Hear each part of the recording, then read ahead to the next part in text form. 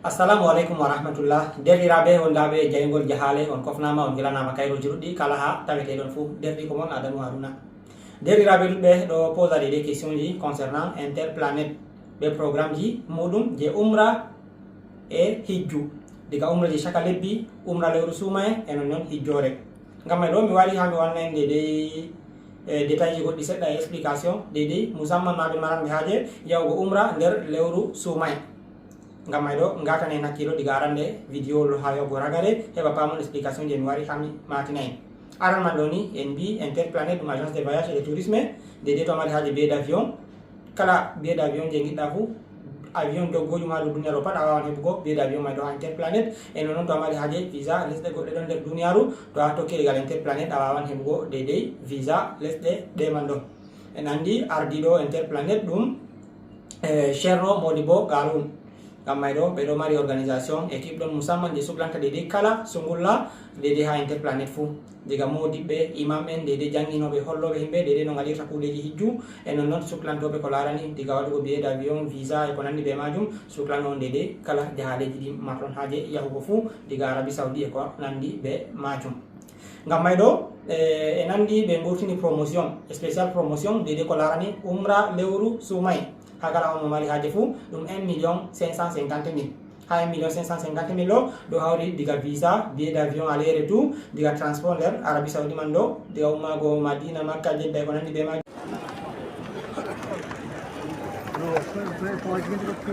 e non noon en to goɗɗo yahi bo diga to ɗum yottake Makka ni en andi ɗum nder lewru suumaye kala nde weeti fou ɓe hokkay deydey yimɓe ɓen yahtuɓe maɓɓe fou mbayrali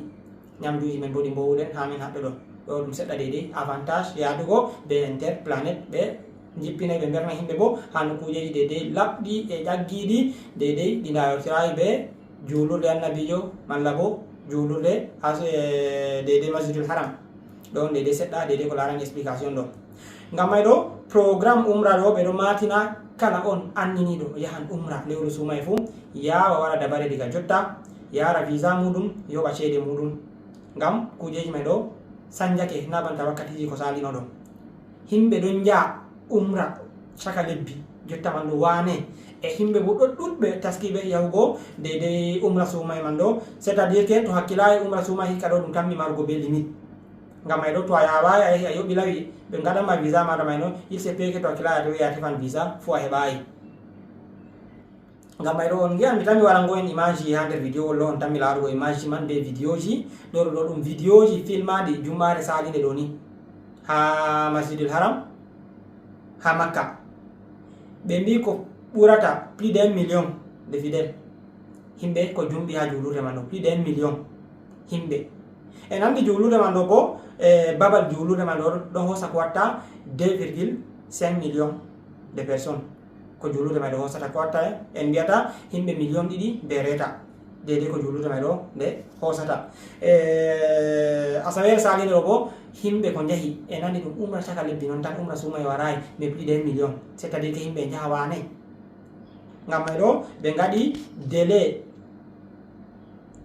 to himɓe yahuɓe umra suumaye bo délai nde kala omo yahi umra suumaye fou délai je wurtoto. Ngam pourquoi ngam taskaram haala hijju en andi jotta ɗo himɓe ɗo yaa diga umra man hijju man ɗo wane surtout bana hijju kam en andi ɗum ɗo mari kala pays fu ɗo mari limite himɓe je yahata to non noon umra jotta man ɗo bo c'est à dire que holli alama himɓe jahay wane c'est pourquoi ke ɓe ɗo ƴama kala on marɗo anni e yahugo umra suumaye fou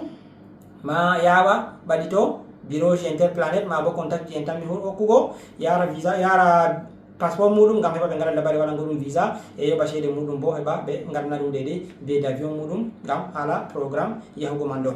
En andi deydey derraɓe explication seɗɗa en giɗi waɗugo banta julurde man ɗo ko nde hosata ɓe mbi deydey julurde man ɗo ko nde hosata capacité ko nde foti nde hosa ɗo jotta ɗo ɗum 2,5 millions de fidèle julurde man ɗo ko nde hosata jotta bana umra suumaye rowani himɓe ko jahi ko julurde may ɗo nde hoosi ɓe nasta gurto ɗo mi tammi warango en deydey capture d'écran mi tammi siganago en ɗum ha image ɗo goto meɗen foti janga ɗum hoosi ko watta plus de 13,55 millions de fidèle ko yahi rowani holli hikka bo ɗum tammi batugo record to sungulla may ɗo dole ɗum wonay be limite c'est pourquoi ke waɗi ɓe ƴami ha nder programme ji kuje ɗo ha nder programme ji Arabie Saoudi man ɗo ɓe giɗi d'ici 2030 ɗo ɓe mawnina nonnon julurde may ɗo déjà ke warta nde wawa nde hoosa ko watta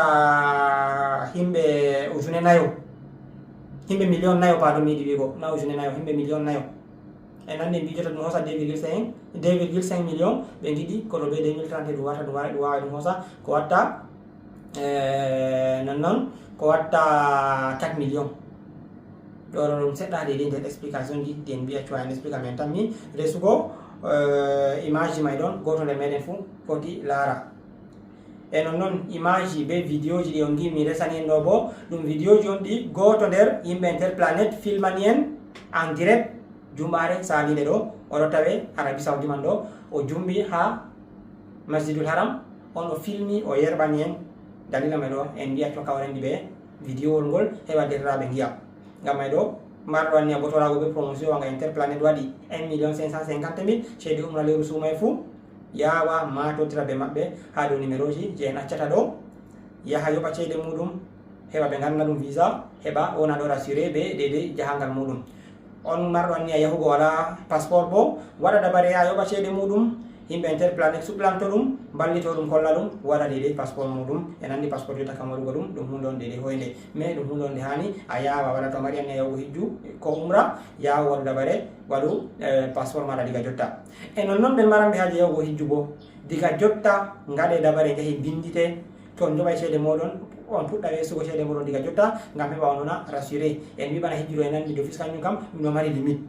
donc to a mari anni a yahugo ɗo yawo ɓaɗita ma to Interplanet fuɗɗu weesugo ceede maɗa diga jotta a windito heɓa a wona anon rassuré ɓe dede jahangal maɗa to Allah muyi ɗo seɗɗa dede nder komi wari min wiya cuwa min wollona en dede ko larani Interplanet e nonnon bo en mbino date ɗon dede je kala ɓen yahoɓe umra suma e fou Arabie Saoudi waɗi date ɗon limite nde ko moyjo fou tammi wurtago kala on mo yahi umra fou tammi wurtago pourquoi ngam haala programme hijju